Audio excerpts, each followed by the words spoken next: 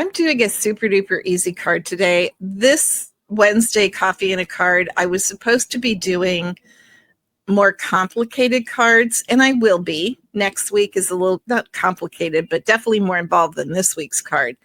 But I saw this card sketch a while back, and I just fell in love with this card sketch. And I've been putting it off because I said I'm not going to do any more card sketches. But I really love the design of this card. So I decided, what the heck, I'm just going to do it.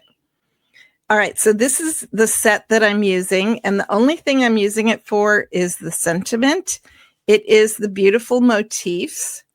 I definitely have a lot more cards coming with this set. They are not all made yet, which is why I'm not showing you a bunch of different cards today.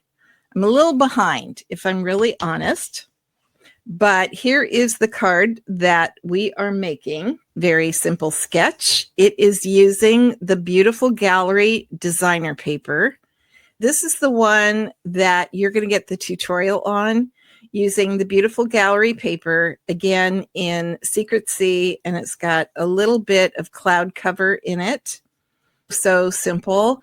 And the reason I love this is because it really gives you the opportunity to show the back side of the paper. And when you've got designer paper that's as beautiful as the beautiful gallery, why not show it off? Okay, so this is the card we're making, but we are making it in different colors. And I am using, this is another piece in the beautiful gallery paper, very detailed on the front and then just neutral on the back, which makes it easier. Now, this is Mossy Meadow cardstock, and what I did is I just put a strip of the Mossy Meadow cardstock on the side. You'll notice on the other card it opened the other way, so I put it at the bottom. But on this one, I just decided to put it on the side, and I could have done it on the other side. It doesn't really matter. Whatever you feel like doing. No biggie. So I'm going to go ahead and glue that down. So now we've got the inside of our card done. Okay, so what I'm going to do is there is only 1/16 of a difference between the designer paper and the white matte. And I could have done any color, but with this paper, I like using white because it brings out, if there's any white, like on this one, if there's any white in the paper, it pops that out.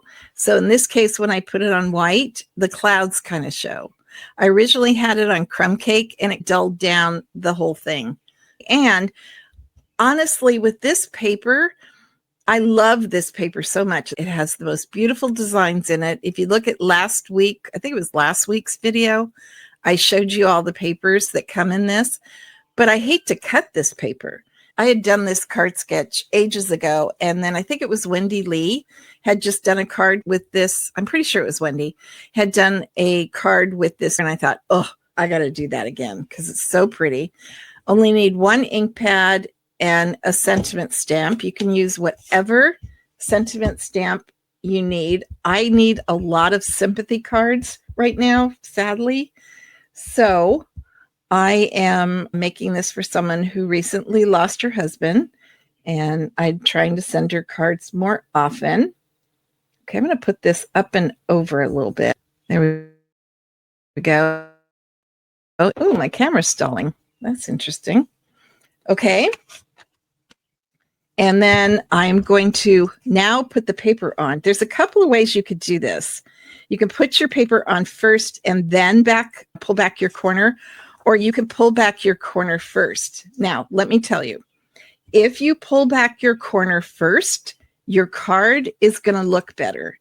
But because I only gave myself 1/16 of an inch, we all know that Barb has a really hard time with straight line impaired, right? So I'm not going to put any glue down here. So if you can, pull back your corner first. The card will look better. But I can't get it on straight if I do that. I've tried. Okay, so what I'm going to do is give myself that 1 1/16 border all the way around. And then I'm going to pat it down, make sure it's down, or else I'm going to move it when I do the next step. Isn't that gorgeous? Oh, I love this paper. And then I'm going to take a large Stampin' Dimensional. I only use one. You can use more than one. And I'm going to pull the paper back. Oh, how did I manage to put glue in that corner? Okay, I was doing my corner wrong. This again is why if you can do it first, it will be better off because you won't make the mistake that I just made. So I'm just going to decide where I want that to go. And I want to try to make it at an angle. So I'm going to go, but I don't want to hide the house. So I'm going to put it right there. And because I did put a little bit of glue on the corner, ooh, that's not straight. Let's try this way. Because I did get a little glue in that corner, what I'll do is I have a powder puff for exactly this reason. I'll put a little bit of baby powder on that powder puff, and then I'll just put it over where the glue is, and then it won't be sticky anymore. You can see how this kind of pops out on you, but it'll get a little bit flat when you put it in an envelope and mail it, but not enough to hurt it. Okay.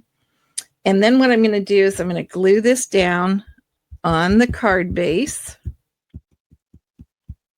I think it does too. It is not my favorite patty because I really, as you could see, struggle with that 1/16 of an inch, but it really does make a difference on a card like this. See, it really does. It just highlights, it frames it without overpowering it.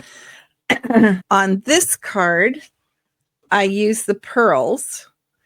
In this card, I am using the iridescent foil gems, which I have 3 packages of because these are my all-time favorite gems. I love these. And I liked it on this card because I felt like it went with the browns and it has a whole bunch of iridescent shine to it. You could see even pinks in it if you look closely. But I'm just going to do a small one here. Let me see. How do I want to do this? I think I'll do another small one here. And then I'm going to do a larger one there.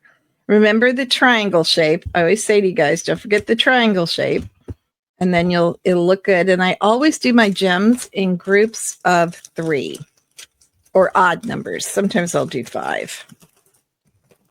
So guys, there is our uber simple card. It doesn't get any easier than that.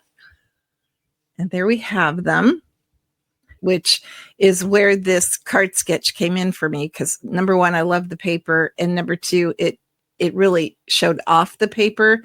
And I could do a card in a hurry, which is what I needed. So anyway, my friends, I will be back on Sunday with another Step It Up stamping. And then I'll be back next Wednesday with a card that's not quite this simple. You'll be happy to hear that. Okay. Talk to you later, guys. Have a great rest of your week. Bye.